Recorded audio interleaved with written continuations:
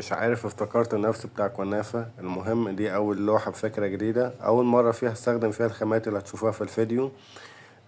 دهنت اللوحة اسود، وبعد كده حضرتها كويس، وبعد كده جبت اللوحة الخشب ده. المهم في خطوة لازم تعملها وانت بتشتغل في اللوحة الخشب ده، لازم تجيب الخشب ده وتجففه الاول، تحطه في الشمس عشان تتأكد ان مفيش سوس ولا في اي حاجة، عشان لو في سوس او في حاجة هيبهدل اللوحة والعفش. بعد كده لما اللوحة دي تركب اكيد العفش هيبوظ يعني بتاع الناس، حرام. فخلي بالك من الحتة دي، لازم الخشب اللي زي ده تجففه كويس عشان تتأكد ان مفيهوش اي حاجة.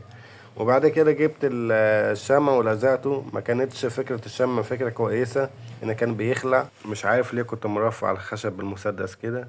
المهم جبت جبس وغيره، وبقيت اخلطهم في بعض، وبقيت الزق من الجناب، الزق من الخشب من الجناب عشان يلزق في اللوحة جامد وما يتخلعش. ودي كانت احسن طريقة انا استخدمها، ان الخشب ما بيتخلعش خالص وبيقعد فترة كبيرة.